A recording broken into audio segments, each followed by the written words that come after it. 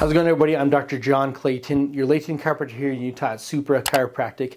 In today's video, I want to go over adjusting pregnant moms for hopefully having the best delivery possible. And so one of the biggest things I want to talk about is the baby's position when giving birth. And one of the things that we can do as chiropractors to help give mothers the best birth possible. And I think one of the big things too is if you are pregnant yourself and you're looking to find a chiropractor, what things should you look for when it comes to what is going to be safest for you personally? And we're going to kind of break that down and go over that more towards the end of the video. So stay tuned and enjoy, and let's go over adjusting a pregnant mother. Perfect. So we're going to check ribs first on you. So take a deep breath in, all the way out.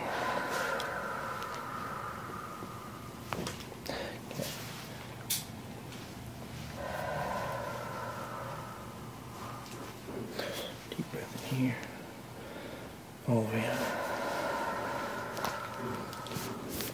Everything's moving so easy, you got the relaxing in there, right? Deep breath in here.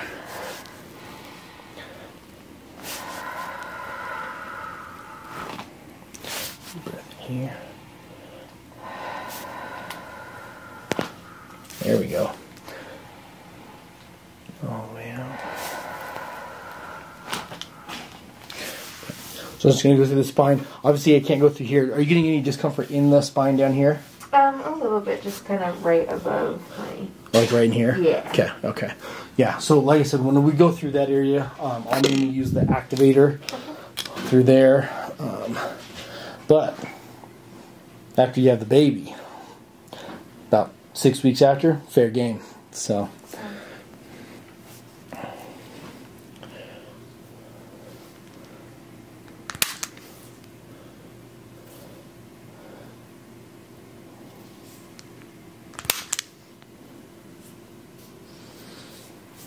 yeah, unfortunately it takes a lot of torque down here from having that baby. Okay, perfect. So I'm going to go through the spine here, deep breath in, all the way out, let it relax. Deep breath in here, all the way out. Deep breath in here, all the way out. So you enjoy it while it lasts. As soon as you have the baby, man, everything tightens back up. Deep breath in, all the way out. Relax. Deep breath in, all the way out. And then are you giving any tenderness in the shoulders here? Not really, no. Okay, perfect. So when we work through pelvis area, we want to check the SI joints for pregnancy, as well as the sacrum, which is a triangle bone right through here, that tailbone area. So when we check the sacrum, this is one of the areas that you can do a leg check on. So we want to kind of go like this and put pressure through here. If I push on the shins through here, I'm checking for which side has more resistance, okay, or which side I can't push up as high towards the glutes, okay. So pretty solid resistance on both of them. However, that right side it's a little bit harder to get up to that point. So that's what we're checking for. What that's going to tell me with the sacrum is that it can move this direction or this direction, as well as kind of rotate this way or this way. So they call it counter nutation of the sacrum because it can basically go in two different directions. But also a sacrum can go this and this, or this and this, or this. So there's tons of different ways it can go out of place. So when I check the sacrum as well, I want to feel the top of it, so I can feel the top right side is higher or superior, as well as we did the leg check to see the posterior side, which is the right. And so when I adjust this, what I want to do is I'm going to use my drop table, and because the patient is on this table that can it can adjust for having the baby in there and be able to be face down, we can do very effective sacrum adjusting. So I want to get the top right section to push down towards the feet as well as I want to do downward pressure for the posterior side rocked back. So here and here, just like that, and that's the table dropping to initiate a very soft adjustment. Say, does it feel like much is going on when we do that? No. It's very light, right? And that's kind of the goal with pregnancy adjusting, is as light as possible, but still very effective. Which is what most people don't see in all the other videos because it looks very aggressive, right? So check again here, here, just like that. And once we're done with that, we can kind of pull the legs up like this. We're going to check that tension again, and we want to even it out, make sure both sides feel even, just like that. So then we're going to go over the SI joints through here. So same thing with the drop table, and lift this up here, and then we're going to feel, they call it the posterior superior iliac spine, or PSIS, for all the chiropractors out there, right? So if I feel on here, if I feel kind of the nub that's closer to the skin, or the higher level here, tells me that that's actually rocked backwards or posterior, and it's gone inferior or lower, versus if I go to the other side here, that nub is up in here, which is going to be anterior and superior. So when I adjust this, I want my hand to push anterior and superior to go the opposite direction, and then we're going to do the ischiotuberosity on this side here, which is the bottom end of the iliac or the hip joint here. We're going to rock kind of this way and this way to traction, just like that, and we're going to repeat that process 2 more times.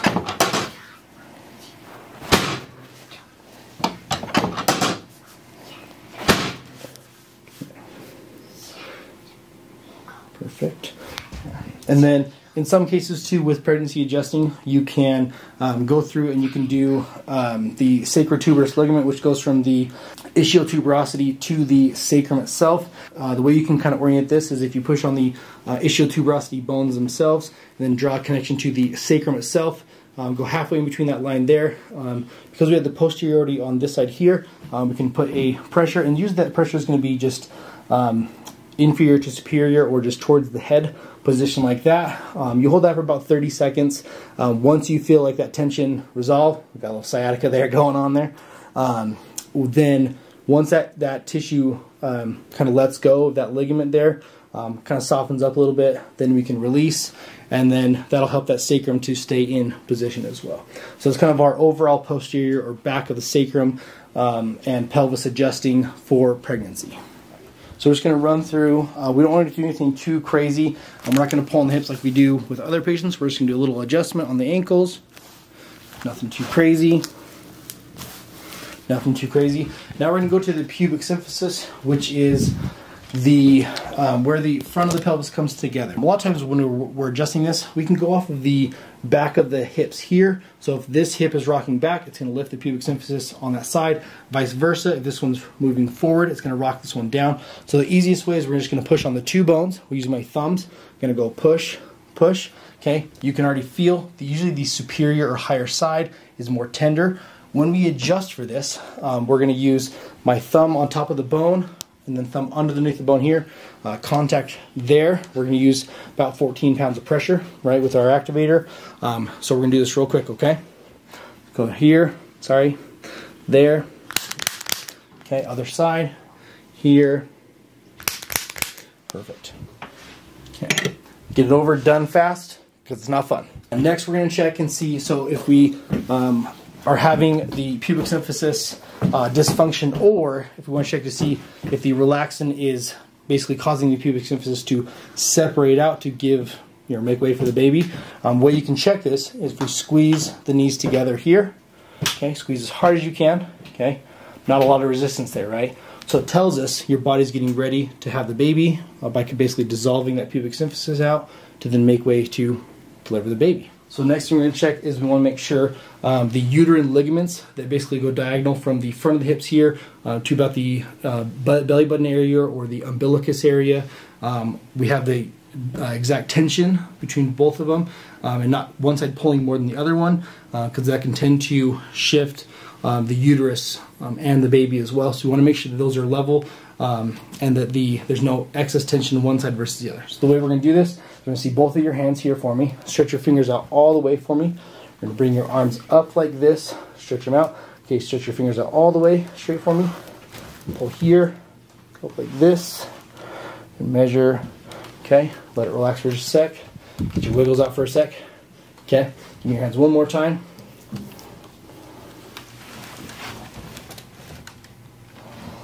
Okay, they're not too bad. They're actually not too bad. Okay, so we're just gonna run through both sides here and make sure that both sides feel equal. There's not any buildup or excess kind of tension in the ligaments as we go down both of them, okay? So when we look through these areas here, we're going to find the front of the hip right here where that bone is, and then go ahead and point to your belly button for me.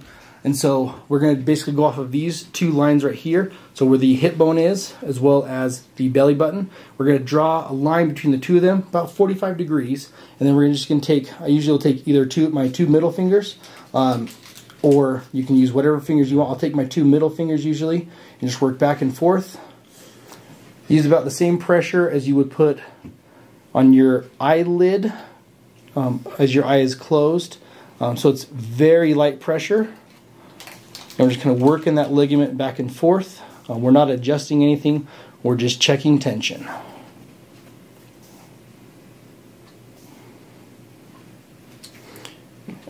And I can feel more tension as we get closer to the belly button area, which is usually common towards the end of pregnancy. And then it decreases as we get further out in here. Okay. And then once we're done with this, we'll check the arms again, make sure that the fingers are level when I pull the hands up. I'm going off the middle finger lengths, make sure there's no discrepancies like that both of them are level with each other. And that tells us that we're level on both sides and there's no excess tension one side versus the other. So when it comes to adjusting the neck in a lighter position, if people don't like the pops and the cracks that come from kind of rotating the neck, one of the ways that you can opt to do it is by using the activator or the clicker that you see in the videos. And so we can feel that one right there that's out, and then one down here on this left side here. So we're going to use the same tension on number 2, which is 14 pounds of pressure. And bring your head down just slightly here. Okay, we're going to look over to the side here. We're going to get right on C2, right there. Right there. Go to the opposite side here. So we're going to go down here. We're about down that C6 level here. Get right here in the back of it. One click there. Okay, and that's a very gentle and easy way to adjust the neck without any rotation or manual forceful adjusting for patients who don't like that snap and crack. All right, hope you guys enjoyed the video. Again, when it comes to pregnancy and as the pregnancy progresses into the 3rd trimester, one of the biggest things and why ultrasounds are taken is to determine what position the baby's in. And so as I stand currently, this would be the best way for a baby to be born, which is going to be that the occiput or that the back of the head is presenting towards the front, right? And the reason for this is that it's going to help the baby come out as smooth as possible based on the pelvis position for most females.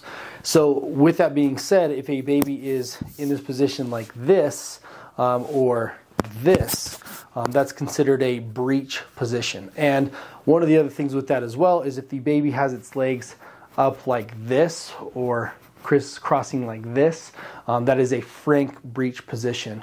And so this is, in a lot of cases, a little bit more unsafe for most OBGYNs to do a natural birth with a mother or a birth through the vaginal canal. And so one of the things to consider is how do we help the mother in addressing this issue so that they can hopefully have that birth if they choose to do a natural birth versus a C-section. And so one of the things like you saw in this video is that we addressed the uterine ligaments, and that is to help make sure that there's no torsion or tension on the uterus, therefore kind of deforming it, so to speak. And because a lot of times they'll say, you know, oh, they feel like the baby's kind of like this, right? Or they're kind of off to the side. And naturally, too, the body will kind of help guide the baby down. But if there's just no progression that way, sometimes you have to work into the abdomen area where the ligaments hook into the uterus. So now let's kind of break down the process of finding a chiropractor so that you can have the best care possible. And there's not a wrong way to necessarily adjust a pregnant mother, so to speak. I mean, there's your obvious answers. Don't have them lay face down on a table with a third trimester belly. So that's the obvious. We don't need to necessarily say that. But when it comes down to it, as you saw in this video, my table adjusts so that the mom can lay face down and there's no pressure on the belly. The other ways that chiropractors will mitigate or help with this is they'll have some pregnancy pillows laid down that have a little bit of a divot inside of them to allow for the same thing. And that is just fine. And when it comes to finding these chiropractors, the easiest way that you can do this is by looking at chiropractors that are certified under the ICPA, which is the I believe it's the International Chiropractic Pediatric Association. And so when you find someone's gone through this course and certification, it does show that they will follow these same protocols similar to in this video. However, I am not an ICPA certified chiropractor. I did study under a lot of the ICPA directors and a lot of the people that are in the organization. A lot of the students that I went to school with also did the same, and I wanted to learn the same for myself because I knew that I'd soon become a father towards the end of chiropractic school, which I did, as well as continue to have children as time has gone on. And so it was something that I knew I would utilize, especially being in Utah, where we are known for having lots of babies in Utah as well. So when it comes to helping to find a chiropractor, obviously I can show everything I do on YouTube, and so there's no question whether, what is it that you do versus what do you not do. And in the end, that's why I like to show what I do on YouTube, so there's no question in your mind as to, is he going to hurt me? Is he going to do certain things that are not safe for me or the baby? And like you saw in this video, I don't twist my patients. Not to say that isn't the safest way, to do it. If I twist a patient and adjust them side posture, there's just a little bit more risk involved, right? It's not necessarily it's not safe, but at the same time, is there some more risk involved? Potentially, right? And if you're doing uterine ligament work, you're not going to want to twist the mother, right? But at the end of the day, if there's no one else around and that's what you have to do, great. But like you saw in this video, I addressed the pelvis in 360 degrees, going from the SI joint sacrum, going into the ligaments, sacrotuberous ligaments, as well as the pubic symphysis in the front. And so when it comes down to all these different areas, these are the things that are going to be kind of moving and shifting the most in a pregnancy and while giving birth. So in the end, like I said, if you find a chiropractor who is ICPA certified, sometimes people throw out the term Webster certified as well. However, I found that even in the last 5 years of studying and being out of school is that even the Webster certification itself has changed. And so that's not always the easiest way to go about it.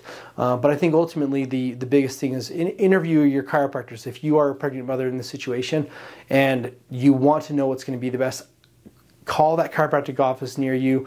If they say that they work on pediatrics in their office or pregnancy and pediatrics, you can always bring it up. Just say, do you twist your patients? And interview that chiropractic office and see if that's what they do.